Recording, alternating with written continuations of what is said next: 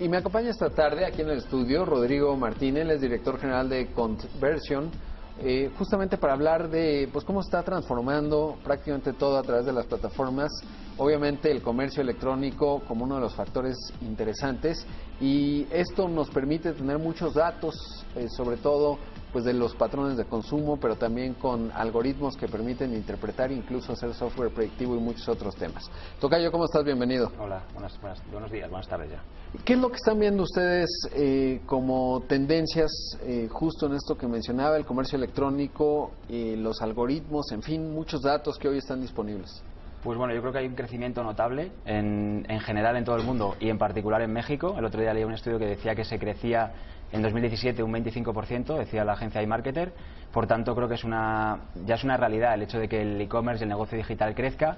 Y yo creo que todas las empresas deben apostar un poco por ese entendimiento del cliente, cómo se comporta el aprendizaje, para tratar de identificar patrones de comportamiento y poder buscar prospectos nuevos, ¿no? Y crecer el negocio al final, porque el negocio digital debe ser algo que debe ser visto como un complemento de lo que es tradicional, de los agentes comerciales, de las tiendas físicas, de los call centers, etcétera, sino que tiene que ser como algo complementario y una pata más de un negocio que tiene que ayudar a crecer en general a las empresas, ¿no? ¿Cuál dirías tú que es lo que está ocurriendo en México en esta materia? Porque vemos en el mundo incluso que va de vuelta, ¿no? Por ejemplo, una empresa como Amazon, que es un jugador formidable en materia de comercio electrónico, y que ahora compró a Whole Foods, una empresa pues más tradicional de productos orgánicos de supermercados.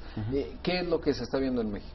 Pues México todavía le falta un poquito de evolución en cuanto a que el usuario tiene que sentirse confiable en cuanto a poder comprar online, ¿no? Creo que el hecho de ponerle facilidades, la bancarización que existe en México no la hay en otros países. En Estados Unidos se habla de un 90% de gente que tiene banca online y que la utiliza. En México sí está creciendo, pero todavía falta. Entonces, dar facilidades de pago fuera de lo que es en línea, sino en Oxxos, etcétera, eso es importante. Generar la confianza de los fraudes. Todavía hay mucho fraude en temas de pago y es importante contratar empresas que se dediquen a defender este fraude y no dejar descubiertas a las empresas y a los propios usuarios.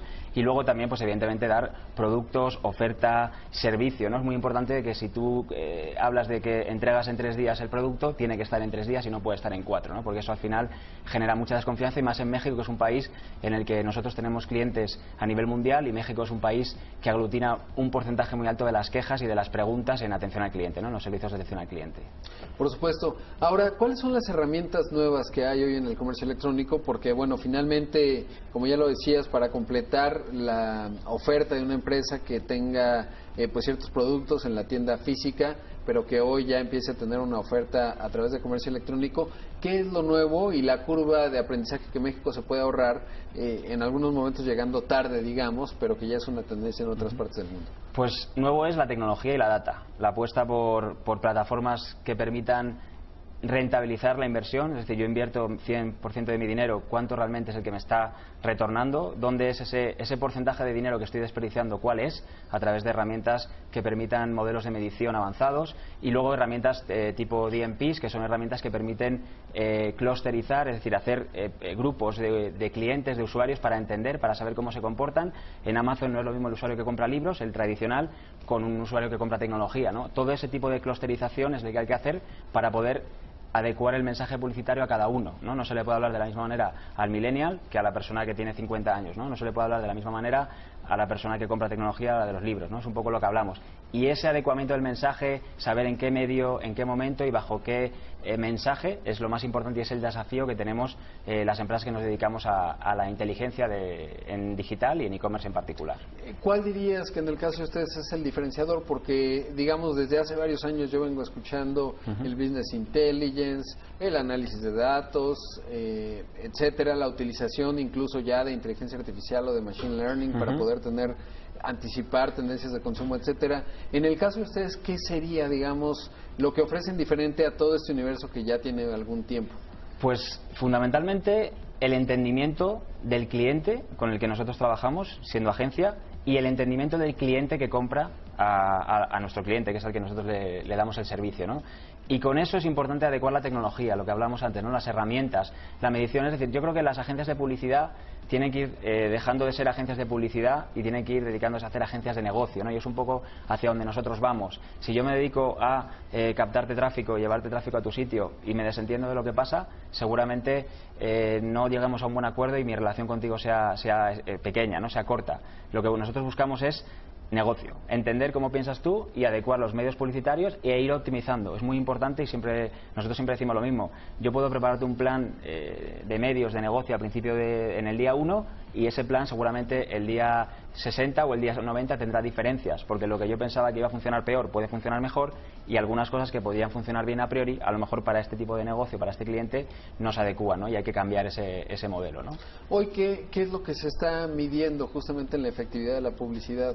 Es decir, muchas veces se vende casi, como dice el nombre de la empresa, la conversión, es decir, entre que tú ves un banner, si le das clic y eso se transforma en una ejecución de compra del producto o servicio. ¿Cómo se mide y qué es lo que ustedes están encontrando como más efectivo, considerando esto que ya mencionabas, que cada empresa es un mundo y cada una requiere cierta especialización? Pues fundamentalmente se mide digamos, los impactos que se generan en ese tipo de clústeres. Se generan diferentes clústeres, diferentes segmentaciones, lo que hablamos antes, ¿no? El millennial, el tecnológico, el de libros, el de supermercado online, por ejemplo, ¿no? Se hacen mensajes adecuados para cada uno y se miden todos los impactos, todos, desde el principio hasta el último, ¿vale? Y eso nos va a permitir a nosotros saber de lo que yo trato de generar. Supongamos que soy una empresa nueva, no me conoce nadie, pues evidentemente nadie me va a buscar por mi marca, nadie va a ir a Google y va a poner mi nombre porque no me conoce nadie. Tengo que tratar de buscar ese nuevo usuario que me conozca y decirle, oye, si quieres este producto, yo soy tu nueva empresa que te lo va a dar, ¿no? Y para eso hay que generar demanda, hay que generar awareness de marca, pero no se genera awareness de marca de cualquier manera, sino hay que entender cómo hay que hacerlo, a quién hay que dirigirse y en qué medios. No es lo mismo hacer una publicidad en Google o en Facebook que hacerla en un medio como puede ser Excelsior, ¿no? El sitio web, por ejemplo. O sea, es diferente y eso es lo que hay que tratar de entender para medir todo y establecer, digamos, modelos de atribución que permitan saber cuáles son los medios que convierten mejor o que ayudan a que mi negocio crezca en general, ¿no? Ahora, ¿cómo se está dando? Porque hay toda una discusión allá afuera en cuanto a la concentración que hoy representan dos grandes jugadores en esencia. Uno es Google, obviamente, y el otro es Facebook. Ustedes como agencia, ¿cómo van lidiando con ello? Porque finalmente, pues todo el negocio de todo el mundo está pasando por estas dos plataformas y pues preguntarte si es así por un lado y segundo, si hay manera de tener otras formas. Pues es complicado, a ver, al final hay que ser realista, ¿no? El mercado habla de que la gente, el 90% de la gente que busca un producto lo hace en Google, en México, ¿no? Y seguramente en otros países hasta más. Entonces hay que estar ahí, no puede ser que cuando un usuario vaya a tu casa, te busque, no estés, siempre tienes que estar. Y Facebook al final a mí me parece el medio que tiene el poder de segmentación más alto de todo el mercado, incluso por encima de Google. Es decir, si quieres buscar usuarios jóvenes, más adultos, con cierto interés, con no cierto interés, con ciertas relaciones, que cumplen años, que están comprometidos, todo eso es el único medio que te lo puede dar. Por tanto hay que aprovecharlos. ¿Qué pasa? Que hay que buscar medios complementarios, lo que hablamos antes, no solo estos dos, porque normalmente si nosotros nos dedicáramos a hacer Google, pues seguramente mi negocio no crecería tanto porque necesito llegar a otro usuario que no solo te busca, sino ir tú a buscarle y ofrecerle un producto, ¿no? Entonces ese es el desafío, ¿no? Buscar esos medios que ayuden a que Google y Facebook tengan un mejor rendimiento. Se ha visto muchas veces que cuando haces estrategias en medios que no son Google y Facebook mejoran. Y Facebook también ayuda en particular a que mejore Google. Por tanto, es algo que es inevitable, hay que invertir. Nosotros, pues al final en la estrategia normalmente siempre van a participar estos dos actores en la película porque son principales, pero luego hay otros que tienen que ayudar mucho a que estos dos crezcan.